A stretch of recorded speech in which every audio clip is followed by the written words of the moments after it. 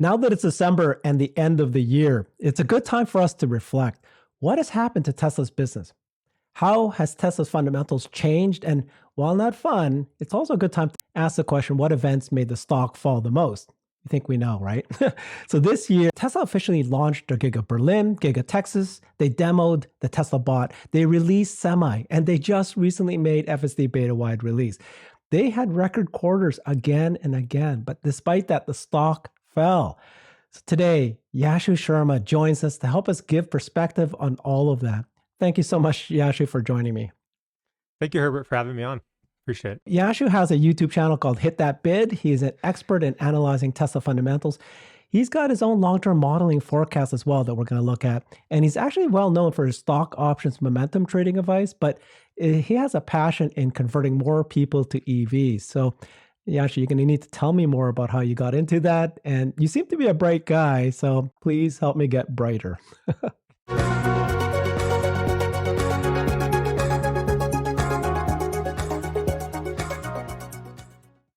First of all, nothing I say is remotely smart. You can ask my chat that, and definitely not advice.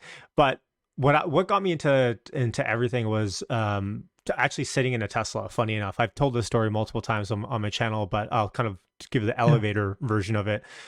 Sat in a Tesla, did a test drive. My dad kind of forced me to do it. I was kind of anti EV Tesla for a while, but not hardcore, not like Tesla Q, but like, yeah, I don't know what Tesla valuation is doing this high. It doesn't really make sense. It's kind of a science experiment. To when I sat in a Tesla, let's say 2019, that kind of changed everything for me because actually sitting in the Tesla didn't change it. It was when my dad, towards the end of the ride, was like, you have to drive it yourself too. And I didn't want to. I was like, it's the same thing as me sitting in the passenger seat. But when I drove it, the experience in and of itself kind of changed my perspective, and that in and of itself didn't make Tesla a good investment in my eyes. But that really opened the door into me wanting to look at what is Tesla, like what's under the hood here. Why is the fan base so big for Tesla? Like what is happening here? Is there a revolution?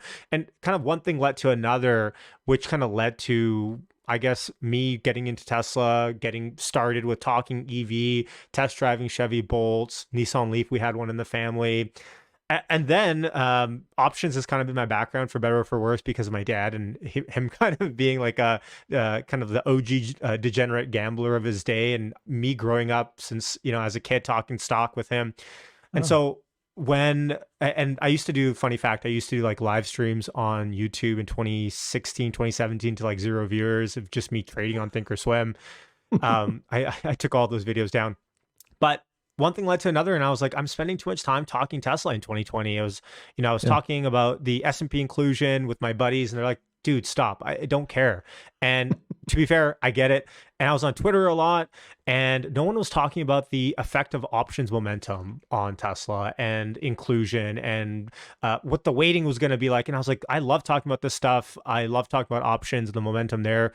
Started the channel, quickly got monetized, was able to do live streams, and then kind of the Juju Gang was born from there. And I like to think of us together. I like to think of our community as we come together, we talk Tesla, we talk about the current events, and we try to get better, kind of like, brighter with Herbert. We same thing. We try to just get a little bit brighter because we assume that everything we kind of think is wrong anyways.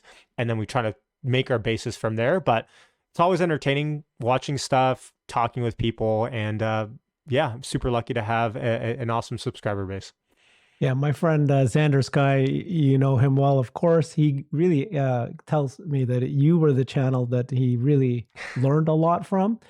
And Awesome. You were saying that you guys basically share this together. So with options trading and specifically with Tesla, is that something that you've enjoyed doing over time? Have you made money? Are you pretty transparent with what you do with that? Yeah, I don't really like, I don't go like, oh, this is what I'm alerting and this is what, but I kind of like to look at the theory of options. I love the talking theory of options. If you open a call spread, sell a call spread, what's your break evens? What's your theta decay on this? What's a good strategy to avoid theta decay if you don't want to be holding theta long? That sort of stuff. 2022 has not been pretty for options trading unless you're short options. And towards the beginning of the year, I was like, screw it, I'm not doing very many options. So on the channel, I haven't done very much options content and have people commenting all the time like, "Yash, let's get back to tutorials on options." And maybe when the Fed U-turns and we start talk about a pause, it Yeah. makes more sense to buy theta.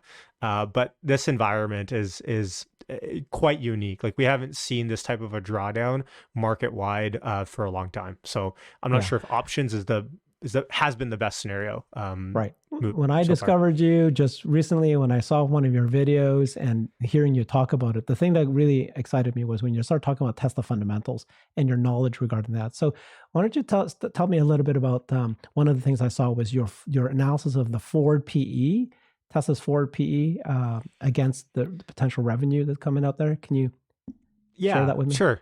Sure. Yeah. So I shared my screen here if you want to pull it up. And so this is actually a chart shared by Meyer Tucker on Twitter. Shout out to him. Um, this is on the y-axis, we have the forward PE of all of these stocks. And the bottom, we have the forward revenue growth. One thing to keep in mind with PE ratios and all this stuff is usually by default, people talk about trailing 12. And Yeah. though that's fine, I don't think it's very it's not palatable for investors to really care about too much because we care about what's going to happen, right? The market's trying to price in what's going to happen. And so this chart you can see here, Tesla is on the lower rung of the forward PEs for next year, sitting at, let's say, actually, I have it right here. The exact number is like 35 forward PE for next year. And then on top of that, if you look at that versus where Tesla is projected for forward revenue for next fiscal year, it's the highest on this chart. And I like to think like, of course, all we care about as investors is what's the highest alpha, right? Like what can we get the best return on investment from? That's the whole point of investing. And I think Amazon's a good comparable here. Amazon, Apple, of course, FANG, but Amazon's only projected to grow revenue about 10-ish% next year, 10 to 12% next year. Meanwhile, it's trading at a greater than 50 PE, 60 PE right now. So you can see that investors are placing a larger amount of capital towards Amazon, despite Tesla having almost triple 3.5 times the forward revenue growth versus Amazon. And so, of course, you can encapsulate this just by giving your PEG, right? The PEG is the PE divided by the forward EPS growth, technically. But investors are discounting Tesla quite severely given the recent drawdowns that we've seen. Yeah, I was telling you earlier that one of my pet peeves is that everybody keeps referring to trailing PE instead of forward. So step one, that's great. Two, isn't it kind of unfair, or is this what this chart does when we're comparing a growth company versus a company like an Amazon that's been around for decades? What I mean is that Tesla just built 2 new gigafactories that's not being reflected yet, and they're going to continue growing that way. They're just at the beginning of their story. So how does is that what this chart will do? It's kind of like normalize for that versus Amazon, it's pretty well won its market already. Well, I mean, to the bottom and to the right is where you want to be. As close to if, in terms of an opportunity is where you want to be. Yeah. The bottom and the right, because you want to look at something that's not being priced as heavy and yet has substantial growth for next year, right? And so I think the PEG is probably what you're hitting at there, because the PEG takes into account everything. Like, the PEG essentially is the PE divided by the EPS growth. Anything under a 1 PEG is undervalued. Anything over 1 for a PEG is, between 1 and 1.5 to 2, you could say fairly valued. And then, of course, over 2 is like overvalued in terms of buying fluff. What this market has done, though, is essentially try to take out longer duration stocks that have the majority of their earnings power into the future years, because as interest rates go up, of course, Amazon will have a higher EBITDA for sure than Tesla next year, let's say. But of course, Tesla has higher growth potential. So as an investor, you have to look at that and go, what do I care about? Because a lot of people like Apple, right? Because it's a cash haven type of stock for them. They go, you know what? Like, instead of me holding cash, if I just hold Apple, I might have some drawdown, but they're going to buy back stock. And you know what? It's just kind of like a tech cash equivalent for me. And Amazon can have that effect as well, although there's some issues with their margins. Don't have to make this about Amazon. But Tesla is like a wild story. Like, Tesla is like, when your stock goes up by how much it has in the last 2 or 3 years, you're going to have this narrative of like, it's not sustainable. But the earnings have backed really how Tesla has grown. And yes, Tesla has to grow and continue to grow at the trajectory that we're talking about for them to continue to justify these values. What's your estimate of what's the peg ratio for Tesla today when the stock fell to the 150 mark? Yes. So actually, I have it pulled up here. So the first thing you want to look at actually is probably and I'll pull up on the screen, is our long-term earnings growth potential on Tesla. Tesla has continued to grow over 100% EPS year over year. The question is, do they in the long haul, like let's say 5 or 10 years, is that sustainable? 100% might be a lot, even with Tesla's operating leverage. You can see here Tesla's EBITDA growth forward is at 66% at the moment. So I can't if see we it. talk about Tesla, Can you zoom in a little bit because I sure, can't see it. okay, Thank you. right over here. Thank you. So 66.3% is Tesla's forward EBITDA growth. So if Okay. Tesla's sitting, for simplicity's sake, let's say Tesla is sitting at 32-ish PE, that's about a 0.5 peg on Tesla. 35 Wow. or 35 divided by. And I guess, again, this depends. You can talk about EBITDA growth. Maybe you care more about EPS growth in of itself, which is even higher, to be fair. They're projected to have diluted growth forward of 96%. Again, this speaks to Tesla's operating leverage. Their operating costs are not very high. So if they Yeah. continue to sell another unit of a Model 3 or Model Y, they have their fixed costs, or they have their variable costs, but their fixed costs are still very low. R&D costs not that high.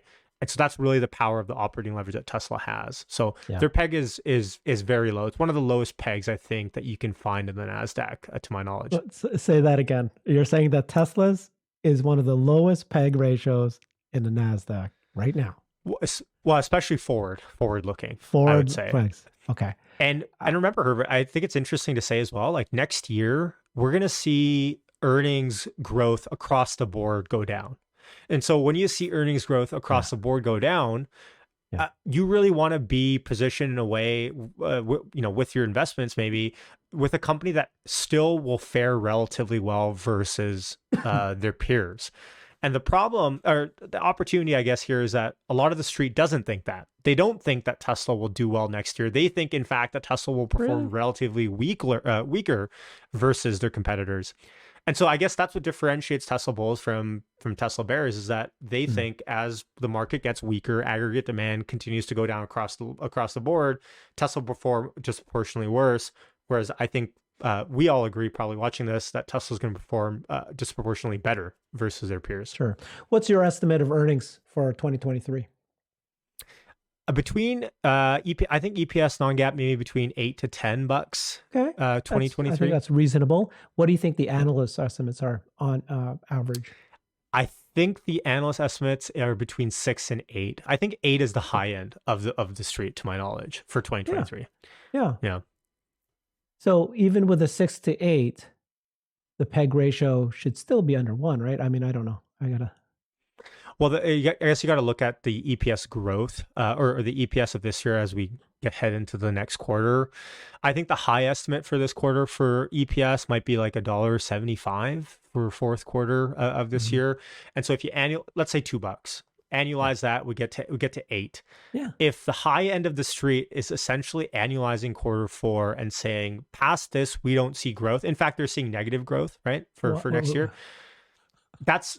Like someone has to be wrong here. It's either us and we think Tesla's going to grow, way more than they're actually going to in terms of EPS, or they're wrong in terms of their earnings growth. Someone has to be wrong here with the disproportionate with the discretionary point of view that we have on Tesla at the moment. It's quite heated.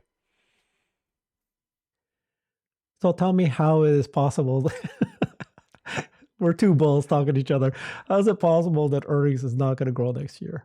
It's going to stay flat from Q4 or even go down? How's that possible? You're asking me to make a bear case. Well, I would say negative gross margins out of Austin, Berlin. Negative gross margins out of Austin. But we just heard that they're already at 3,000 per week. They're going to be at 5,000 per week next week. They're past the issue of losing millions of dollars per day. I'm not sure on the amount of capitalization that still needs to be done out of each factory and how that will feed into the accounting lines. But we did hear that that Berlin was officially not negative gross Yeah, margins from sure. Tesla. That's right. Um, but who's to like I guess you're asking me to make a bear case, and this would be it. Who's to say that sustains for the first year or year and a half as energy costs rise? It's hard to find labor. That could be I something see. that goes into it. Hmm. But it's price decrease perhaps. I'm already forecasting prices to go down next year for Sure. Teslas, Yes. and that's fine because they're still substantially higher than they used to be, and their costs have been driven down since then. Since end of 2020, since when we bought our Model 3, it's like 10,000 Canadian dollars more to buy a Model 3 today, anyways. Inflation Reduction Act is coming. I guess you asked me to talk about the bear side, but I'm going back to the bull You, side. It's Inflation Reduction Act is coming in as well. So China, I guess on the bear side, you can talk about the China demand, and sure. aggregate demand in China is coming down. BYD is Gotcha. pumping out more Okay. cars, Okay. but yeah, it's hard to see how Tesla doesn't grow past fourth Okay. quarter EPS this year. Yeah. Understood now. Understood now. So, I mean, obviously, we are taking it for granted as bulls. So, we're going to hit 50% growth. But there's a lot of skepticism still. Competition's Mhm. coming. China's going to be affected. You're going to have to reduce your prices. Um, and then there's this notion that it's already built in, that Tesla's Hmm. stock price at the $500 billion market cap, it's already built in for some amount of growth for next year. And that's where people are saying that, well, if you don't hit your 50% growth and you only hit 40% growth, it's friggin' 40% growth. But the stock will get hammered because it was built in. Hmm. There is a degree of that for sure. I mean, of course, Tesla has growth built in. If Tesla had no growth built in, it would just be the NPV of what they sold this year, right? Of course, but that's any tech stock. Tech stocks will have EPS, will have earnings baked in. The question is, do they have too much baked in? Because remember, a multiple is how many years worth of earnings do you want to pay for? And you could point at historical legacy auto companies and go, you pay for 6 or 7 years worth of earnings per year off of GM or Ford, whatever. But remember, they're not growing as well. So you're paying for the future growth of those earnings, and therefore you're paying a higher multiple for it.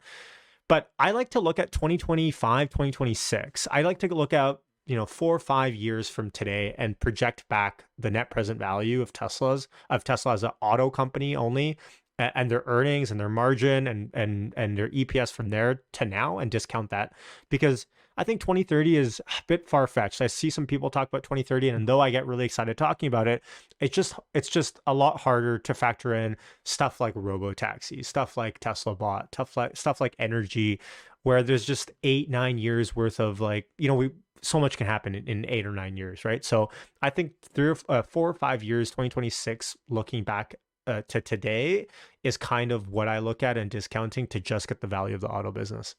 Okay. And we're going to go through your forecast in detail shortly. So before we go there, thank you for showing me the forward PE versus the revenues. I told you already, I love forward PE. That's what we should all be always talking about. I can't stand trailing. Thank you. Now, can you show me how does Tesla as a company compare in its market cap projections against other companies?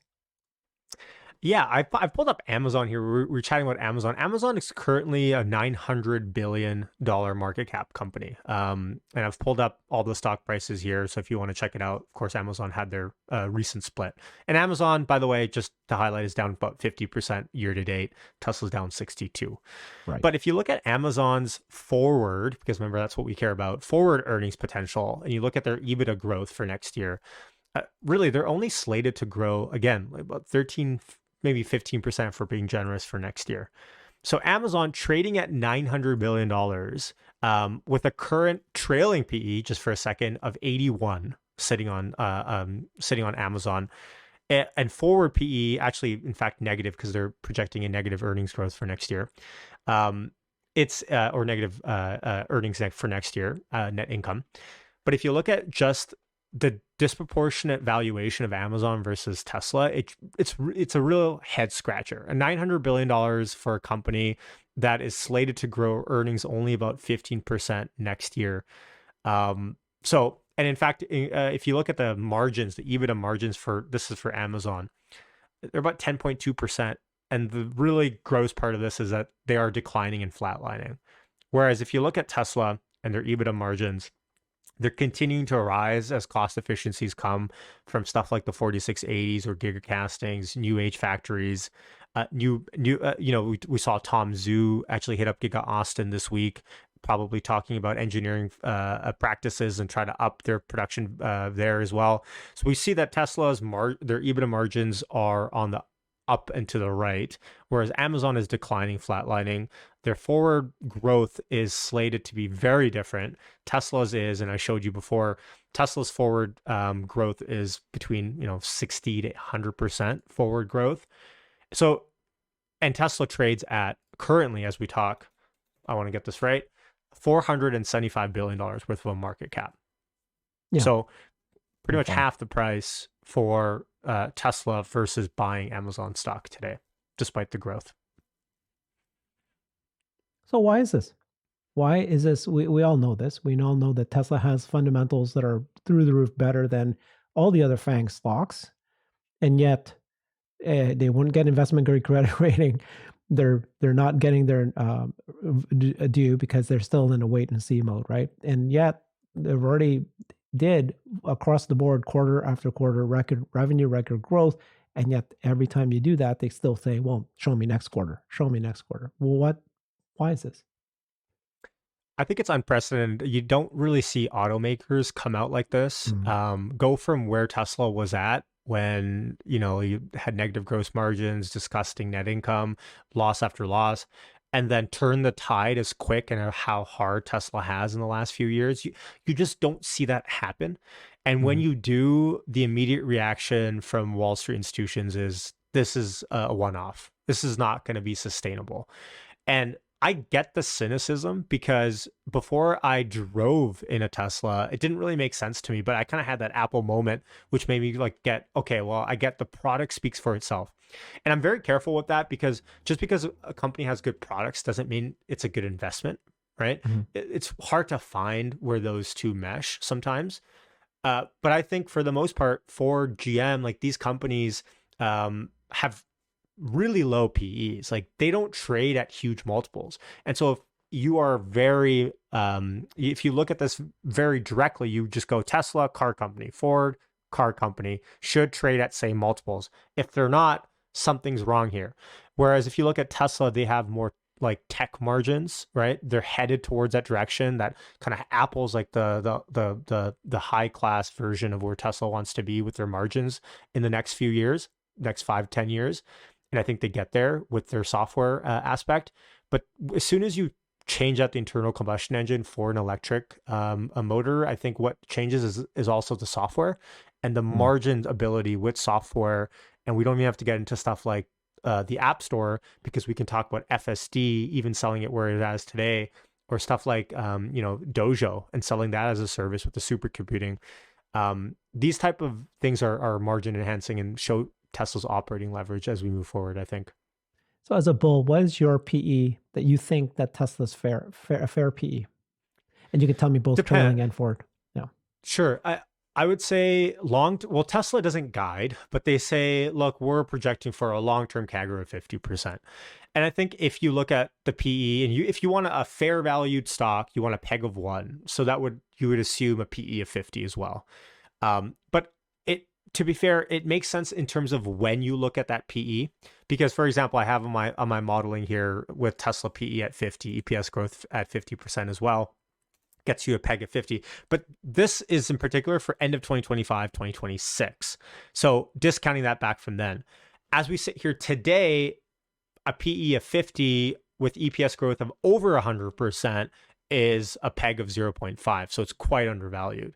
So depending on the year you ask me, I think that'll depend. Because if you ask me in 2030, I don't think in 2030, Tesla should justify 100 PE at that point, unless they hit a new growth curve from 2030 and beyond on their auto business, because at that point, they'll be substantially higher in unit volumes. And it's hard to grow unit volumes at 50% in perpetuity for cars. It's just, you get to kind of a ceiling point at a certain point. So I'm asking you for a PE today, right now. I would say between 75, 100. That's kind of their What? EPS. I mean, that's low, but remember, yields are also at 4%. So I would say between 75, 100 forward would make sense. considering their EPS growth is slated to be about that much.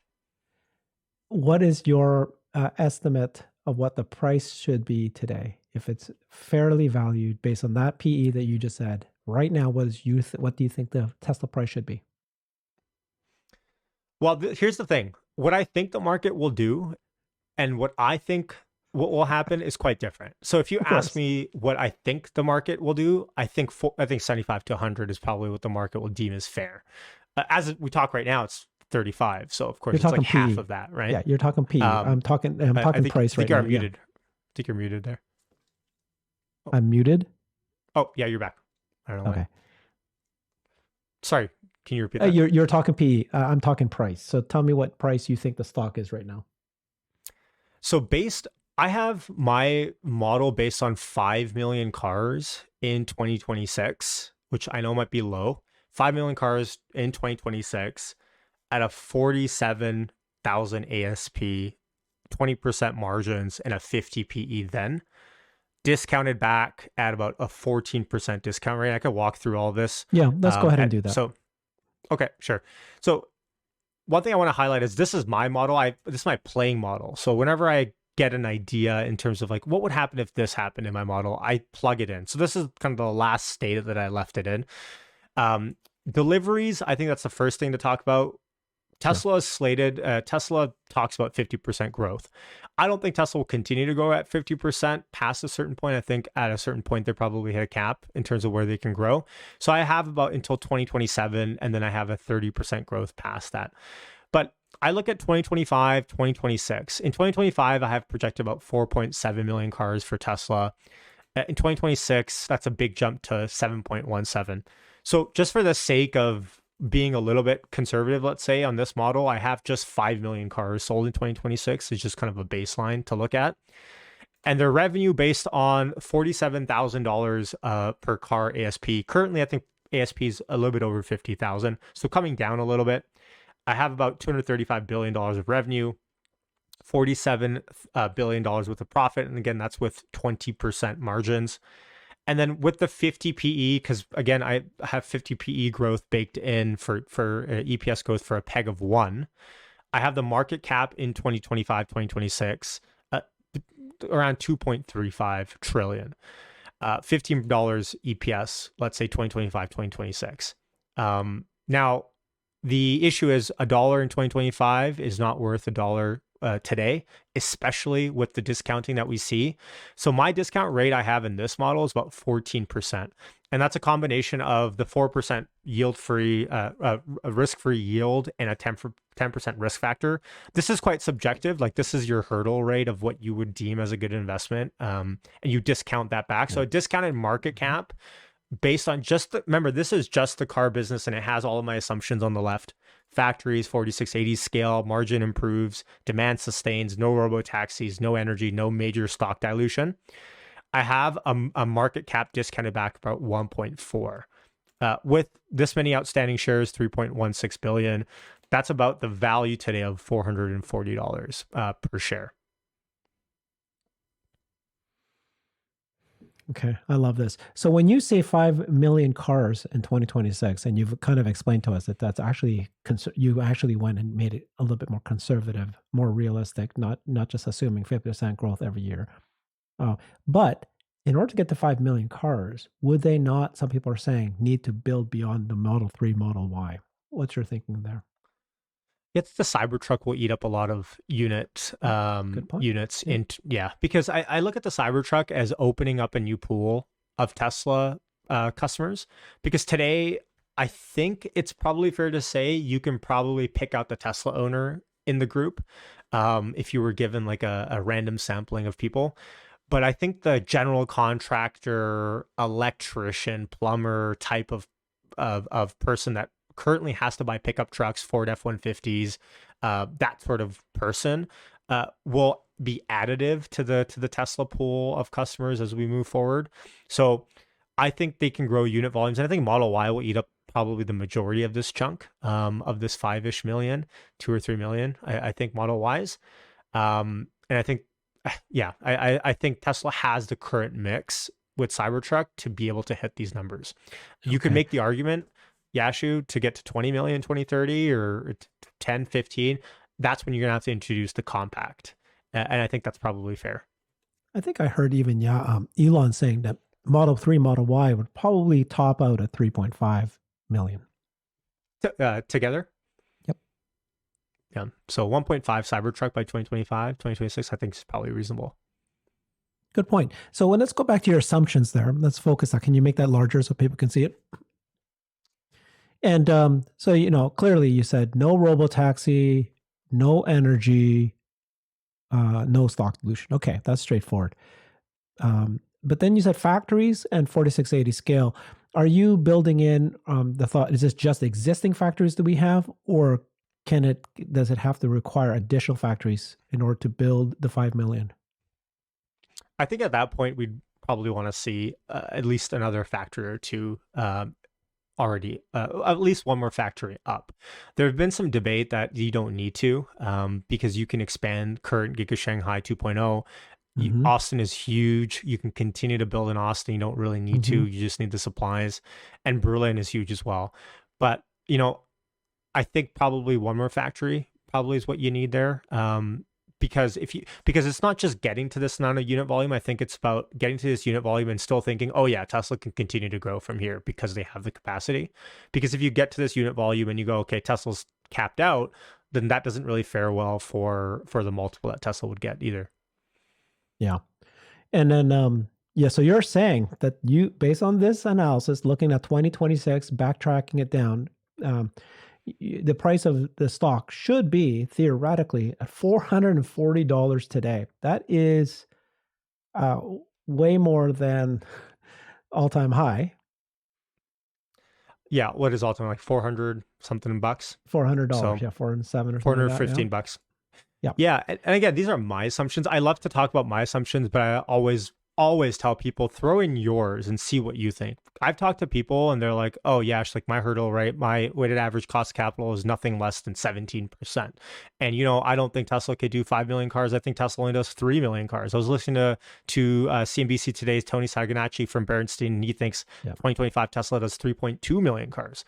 So throwing in your own assumptions, I think probably the wildest assumption I would have here that I would agree with Tesla bulls versus Tesla bears is my margin, because at these unit volumes to have this sort of margin is like unheard of, because it's very capex heavy, the auto business, and with Tesla's, like, I'm really banking on Tesla's operating leverage with this type of margin yield, and so I think that's probably the biggest one, because I think ASPs are probably with inflation going to be in and around there anyways. I was going to say that your margin is way too conservative. I mean, if you consider some amount of FSD take rate, that's pure margin. Yes, I actually model FSD a little bit separately. I model, and I have it here and I can show you. I have all the deliveries that Tesla does until 2030, 2031. I have it in a fleet of cars, so 77 million cars, let's say by 2030. And then I do an assumption, a SaaS-based assumption on ARR, and I discount that back from 2030. So when I said I don't like to discount back from 2030, I'm kind of breaking my rules here and doing it for FSD, because I think FSD does require that type of timeline, to be ultra conservative with. So with FSD, I will model it here with a take rate of 50%. 85% of cars don't have FSD package on them. And I only have $199 on it. I have a low PE. I have a high margin, though. It's kind of like the AWS type of margin, because with Amazon, the majority of their income is not AWS, but the majority of their net income is AWS related, and that's because it's all software. So this is not Dojo. This is just FSD that I'm talking about. But I kind of model that separately, I'd say. Nice. Okay. And so sorry, you separate it. So it's not part of the 440. That's a separate thing that you're playing with, right? Separate thing I'm playing with. You could make the argument that, Yash, how much of the ASP is baked, how much of this ASP has FSD packages baked in? And I don't think Tesla sells very many FSD packages even today worldwide. Like, I don't think it's a huge percentage, and I think it'll continue to go down. It's going to go up. I think it might be. Well, I think subscription will go up. That's the thing. I think as Tesla continues to increase, so you're correct. Yeah, so I think the one-time package won't be baked into the ASP as much as we move forward. Not anymore, correct. They're Yeah. going to move to the subscription. But the margin, that's where I'm saying that, okay, it's pure margin. So, Yes, essentially, yes. And that's kind of the beauty of Tesla's business. And, that's kind of also saying margin stays pretty stagnant from where it yeah. is today, even with 4680s and gigacastings. Okay. Well, you're yet another bull with another forecast with good numbers. You're actually pretty reasonable. You're not way out there. I think 440 for 2022 is actually not terrible because, at the beginning of this year, we were all estimating, right? Well, 1500 price would be at 1500 divided by 3. So Pre-split. we were, Right, yeah. pre-split. So we're like a 500. So you're pretty well there. And we will get to why don't we get there now? Which is, show me how Tesla stock fared against the macro. S&P This is here, I'll against pull up the S&P as well. the broad tech, large mega cap companies, which you kind of did with Amazon, right? But go ahead and show me the stock itself, how it fared. It's funny because this is a hot topic, and we were talking about it before because of the recent drawdown and the Twitter noise that's happening. But I think it's easy to lose the forest for the trees, and I'll at least try to paint a picture. Whatever narrative you have, I'll sell you on it. Watch. So if you believe this is entirely macro driven, right? Okay. You essentially would come in and you would go, okay, what has the NASDAQ done year to date? You pull up the NASDAQ, it's down about 31%. I can't see your screen. Can you please make it bigger? How's that? Better, thank you. So the NASDAQ, hold on, let me just test. So year to date, okay, let's talk just January 1st to today, pretty much 1 year away. NASDAQ is down 31%. So if you're a believer that this is entirely macro driven, you would essentially look at Tesla's stock price and you go, oh, that's a beta of 2. That's a multiplier of 2. And now, by the way, where am I getting that from? I pull up Zach's beta here. Tesla's beta versus tech stocks, S&P 500, ETFs like QQQ is about 1.91, let's say 2, right? So it's a multiplier of 2. And so if the NASDAQ is down 31%, you'd expect Tesla to be down about 62%. And voila, it pretty much is in line with its beta. Now, if you hate Twitter. Okay, yes. Just 1 second. I'm sorry. Because just today, Elon, or is it yesterday, Elon tweeted saying that it's the Fed that has caused it's the macro that is causing the Tesla stock to fall. And people are going, it's not just the macro. There was an estimate that people are saying that 2/3 of the Tesla stock price was associated with the macro, and then 1/3 is really pure Elon's antics with Twitter. But you're saying, any story can be told. Here's a story you're telling right now. Is that right? And this is based on year-to-date data, right? Because if I'm Elon, I look at the year-to-date and I go, look, guys, it's essentially a beta of 2 off the NASDAQ, right? Why are you blaming me? Now, if you hate Twitter, right, like a lot of people do, okay, you come to the last month, okay, and you go 1 month from today, trailing 30 days, and you go, well, Elon, NASDAQ's down 3.7%. We should expect Tesla to be down maybe 8% at most. Yet Tesla is down 18% in the last 30 days. How can you tell me that that's macro? And so you have this interesting dichotomy of investors where depending on where you want to set the bar, you can paint the picture however you want. Now, I'm in the camp where I think it's about 70-30. I think 70% macro, 30% Twitter noise and Elon selling. No doubt there's been weakness in the last week with Elon actually selling shares and Form 4s being filed. But it really depends, because if you look, for example, Microsoft's even up in the last 30 days.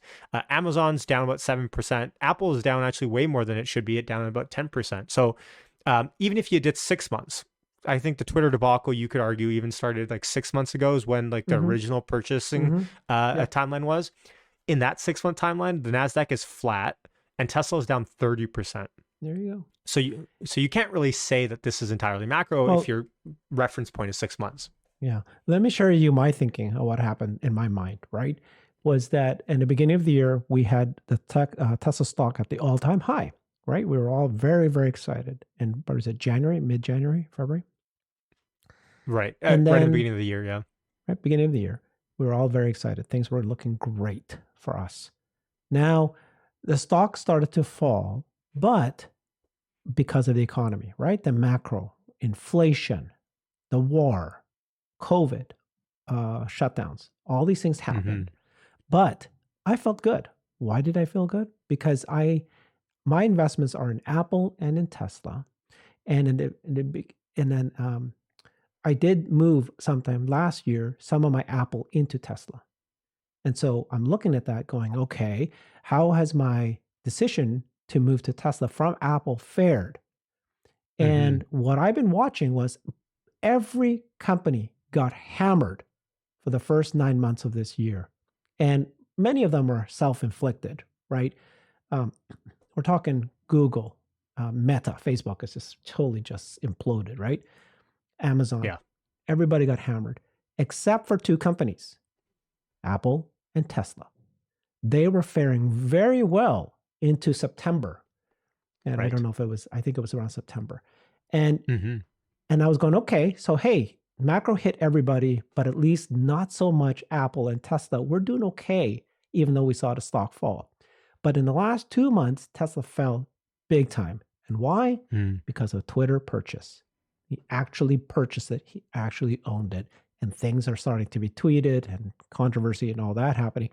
So, like you said, it's how you look at it from the beginning of the year to now. But really, I think we diverged from the Apple, the strength of an Apple around 2 months ago.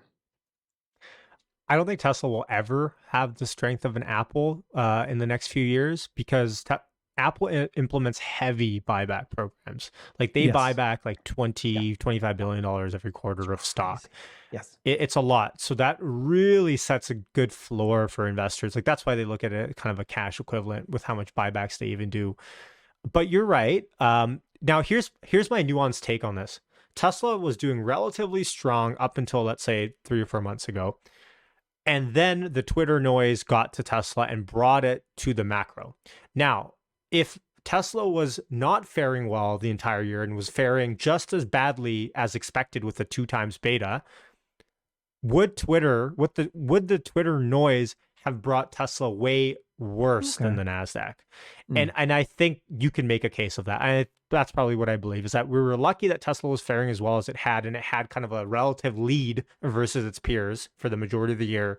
And then because of what happened with the Twitter noise and Elon having to sell and institutional kind of just boycotting a little bit of Tesla purchasing for now, it brought it back to where you could still make the argument that it's at where it should be, but any worse than here, relatively speaking, is I think directly attributable to Twitter and the noise there. It is. Okay. So how do you feel about Tesla at this point?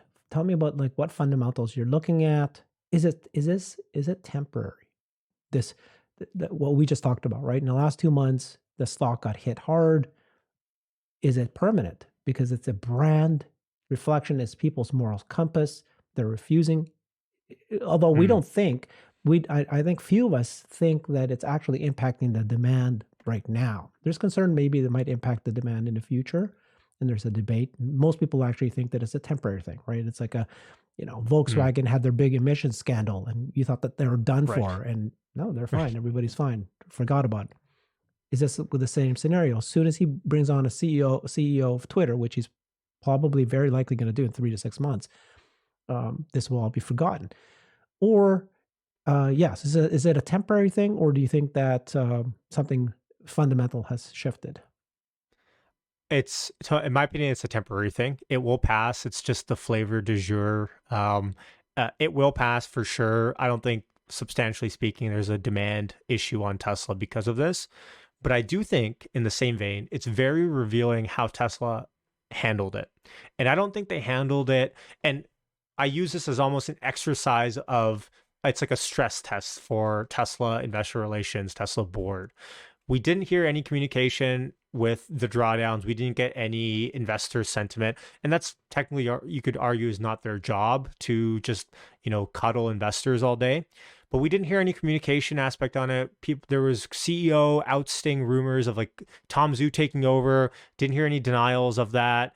It's just, I think it was more telling that, hey, maybe there's something that could be done to better this for next time. not complaining, but I'm saying we could all be better, and so can Tesla as a company with their communications. Because I don't think this is the last storm Tesla will ever face. Far from it. That's just the name of Tesla, right? Tesla is all about blazing trails. And so as we look at the way it was handled, I don't think it was handled with the utmost communication. But I don't think it'll have a demand effect yet. Okay. All right. Well, that's good. And then, so when you look at Tesla, look at any company, what are the fundamentals you look at? You obviously believe Tesla's a good investment right now? And what's the reason? Yeah, I do for me. I look at first thing is are the unit economics. Do the unit economics make sense? Do you have enough margin as you scale? Do you have enough operating leverage? Are you just leaking money? Like, are you making money on the gross margin, but you're spending so much money on the operating costs, SG&A, marketing, whatever it be, to get these units out? It's not the case with Tesla. But then I think beyond the unit economics is the total addressable market. How big can this thing really be? And when you talk about Tesla, you talk less of, I think of it less as car and more as energy and battery. That's really what it is, because cars are just by the way of how the battery tech implements itself in the physical world, but it's really the battery tech, because that can be replaced into anything: megapacks, solar, cars, who knows, one day VTOL. I guess we can all dream. So I look at the TAM and I go, it's hard to find another company with a greater TAM and the unit economics that Tesla already has and the operating leverage that Tesla has. Now, of course, I'm very careful to say, like, Tesla has the brunt of its work ahead of it. By no means is this in the bag, but that's also the opportunity, right? The risk is the opportunity in a sense, because if someone's going to do it, I believe that the Tesla engineering team, the Tesla team as a whole, 100,000 plus strong, are going to be the company. If the world is going to go to sustainable transportation and energy, Tesla is the team to do it.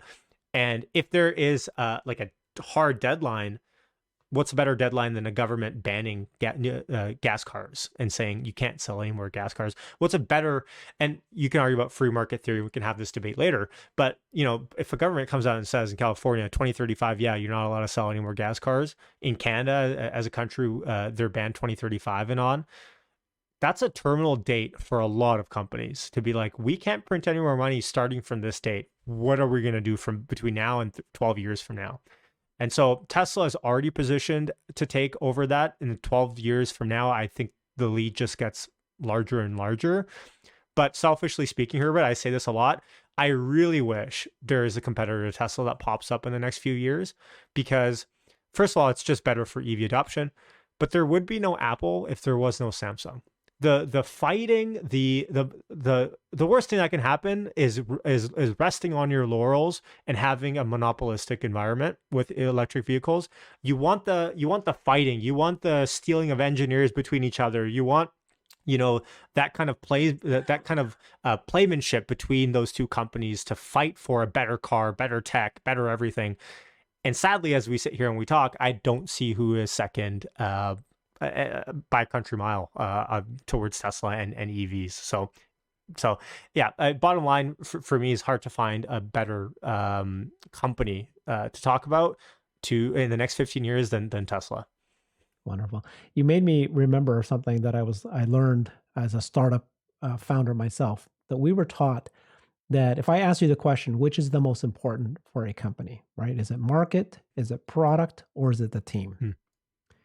So when you ask that question, people sometimes will say it's the team. The team makes all the difference.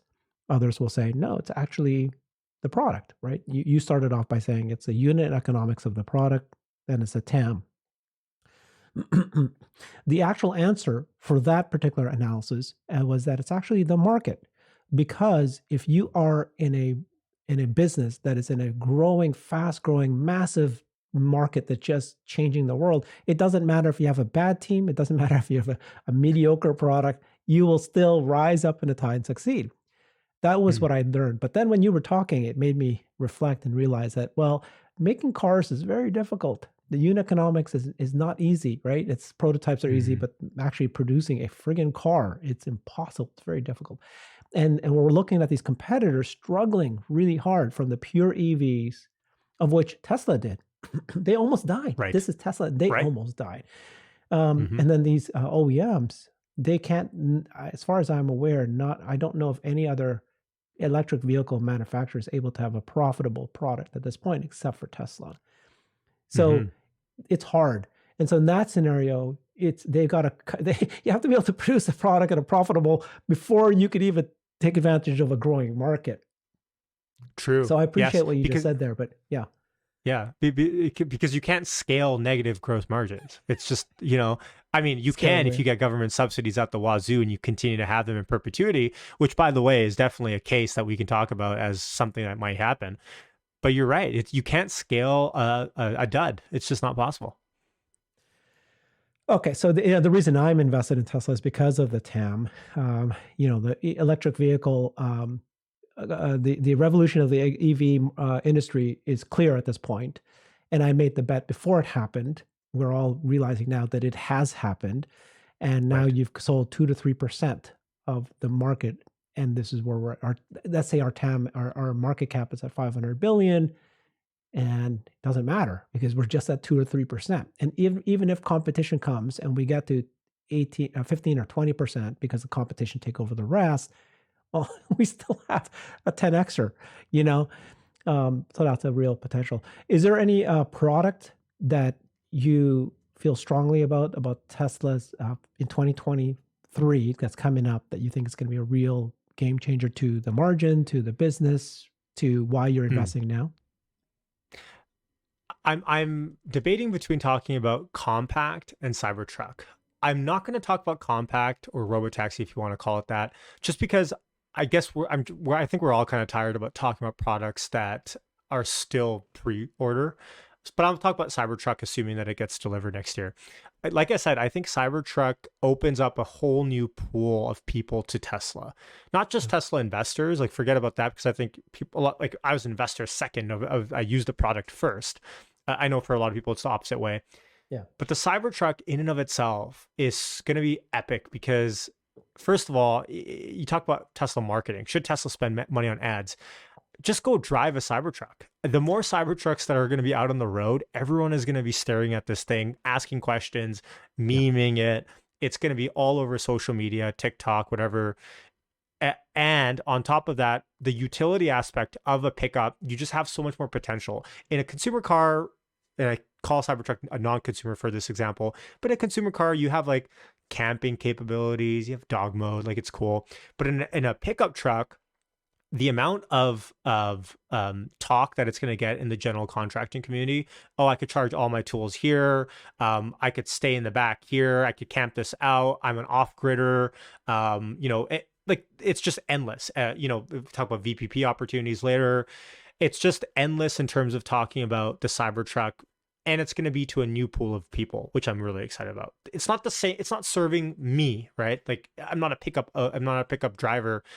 I know people that are, and they're very staunchly against EVs. They say EVs are never going to work. I don't want to be stranded, in the middle of nowhere and have to charge my battery. And did you know everything's already run by coal? And why are you running an EV? It's just coal based anyways. Might as well put gas in your car. Those people, or who I think about when I think about Cybertruck and converting a portion of those to be pro EV. The Ford F-150 Lightning's kind of already done that to a degree, and I think good for them for actually getting that car out. But the Cybertruck actually presents opportunities for Tesla because they don't mess around. When they're going to actually deliver cars, they do it at scale. If they're not going to do it at scale, they just don't even deliver it for the most part. At least that's what history has told us in the last 3 or 4 years. Yeah. The first challenge I thought it was going to be I mentioned at the beginning where you have an interest in converting people to an electric vehicle. I feel like that has already happened, right?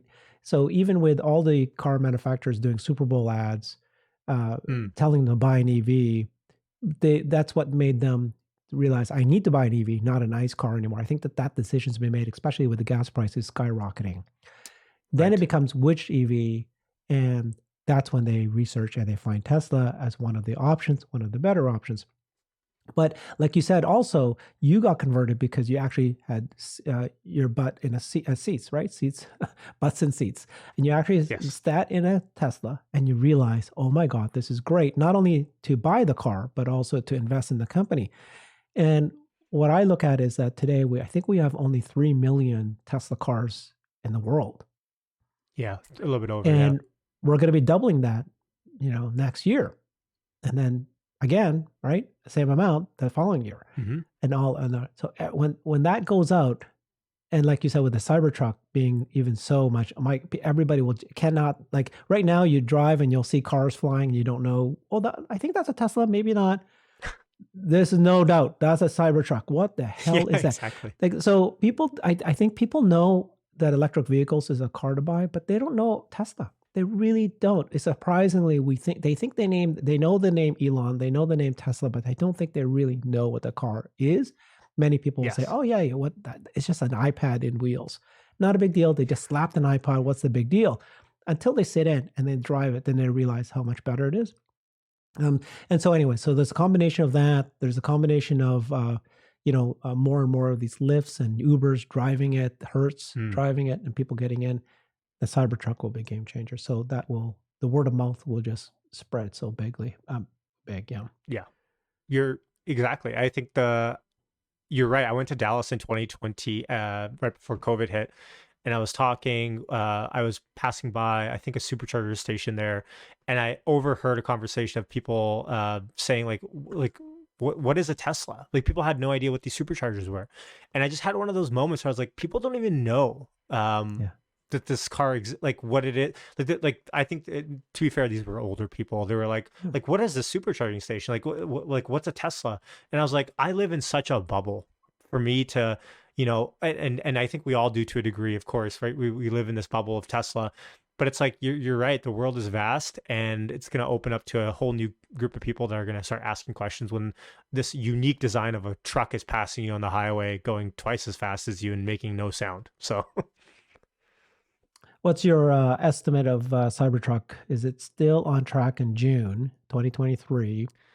You feel confident about that, or do I feel confident about Cybertruck? Never. But I would say middle of next year, for sure. I kind of originally set my bar for fall of this year, and that yeah? was last year. And I was like, guys, I'll be upset if fall of this year we don't have a Cybertruck delivery.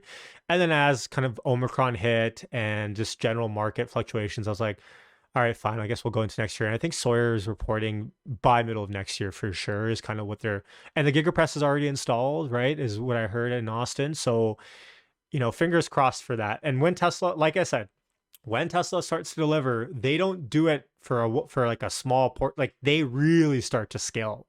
We saw with the Model Ys, and to be fair, it was just an extension of the 3 line. But we saw with the Model Ys how fast once they're starting to churn these cars out, how fast. I remember when I saw the first Model Y in Vancouver, I was like, oh, it's a Model Y. It's the first time I've ever seen one. I was like, this is crazy. And then 3 months later, I can't go anywhere without seeing a Model Y everywhere. So Yeah. it's gonna be fast. Yeah, I'm actually pretty optimistic. I think it's going to be coming out. Maybe not if it doesn't come out in June, it will still be in 2023. Okay. I think there's rumors now that there's 30 Cybertrucks that's already out. Maybe it's manually built, but you saw the giga casting, the leaked giga Yeah. casting, Yep. and it's supposed to be easier to make. So while Mm. and they had a couple of years now, like they had to delay it. So it just feels like I think this time it's probably on track. It'll come out. I have actually a prediction also for the Robotaxi and the Model 3. I think it's going Okay. to be based on the Cybertruck pl- uh, Mm. platform, you know, Mm. because it's going to be single casting. Uh, I don't know Just if like it's a going to be miniaturized steel. version. Yeah, but it's not, if I had to guess, I would not say that it's going to be based on the Model 3, Model Y platform. I think it's going to be modular, and it's going to be based on. It just makes sense to me that the reason why they made the Cybertruck was they went back to the roots, first principles, exoskeleton, no paint. You can put your own, and a single casting. I think that that's what they're going to do. So What's your Hmm. any guesses on that? I like that idea. No, I like that. I like that because the cost, the margin should be higher on that substantially eventually, right? The So cost to deliver it has to be lower. Half the price is what they said, with half the cost. And if you're already building the Cybertruck, why wouldn't you just use that? Nah, who knows? Anyways, and I think though the only issue with that is timeline. I think they probably want to start delivering Cybertrucks, see them for a year or two, how everything goes, and then pivot into that. They probably I wouldn't do see. it simultaneously like right away. I see. But isn't it so exciting that we're even talking about all this stuff and the growth potential? And like, you could talk about Apple. Like, what is it? No offense, I love Apple. I'm an Apple fanboy. But what is Apple doing right now other than like the VR headset that they're trying to copy off Meta? Like the ability for us to talk about all this sort of stuff with robo taxis, FSD, solar, energy, just makes Tesla such a unique company. Well, this is where I'm going to change what I said about 10 minutes ago. Remember, we talked about market, product, or team. Yes. So a massive market is very can raise the boat for a mediocre team and a mediocre product. That's what the concept was, right? But if you have an extraordinary team that is innovative, that is the most innovative ever the history has ever seen, it doesn't matter what market or what product, because a team can make any market, any product at any time, Yes. and that's what these guys are showing. They, I keep saying recently that 2 years ago, we did not know that Tesla was going to get into robots. We did not know that they were going to do mining. These were brand new, massive markets that just was introduced, and here we are. We're talking about it. And so 2 years from now, there'll be yet new markets, probably VTOL or the short haul flights. I think he talked about electric boats. What if he had those massive ships? Or That's why HVAC. the batteries are the derivative of everything, right? That's the core. If you can solve that and get the highest battery density and then get good efficiency with your design, that's all you need. That's it. So yeah. And you know what's interesting as well is that you talk about the team, you talk about making the market. I think Steve Jobs said this. He said, people worry about meeting demand with their products, but no one talks about making a market with your products. And that's really like that's the next leg of any generational companies. Like, you don't care about the market. You say, I'm going to make the market for this. And I think that's what Apple did amazingly. So. Yashu, what? I'm an Apple fanboy. I know everything about Steve Jobs. I don't remember that. That's brilliant. Oh my God, that's good. I want to say I saw a YouTube video, a YouTube short on it or something, but gosh, that's good. Okay. Thank you so much, Yashu. You definitely helped me get brighter today. Everybody, as you saw, you need to be following Yashu. His Twitter handle is @HeyIt'sYashu. And of course, his YouTube channel is Hit That Bid. So thank you very much, Yashu. Appreciate it. Thanks, everybody. Thank you, sir. Thanks everyone for watching.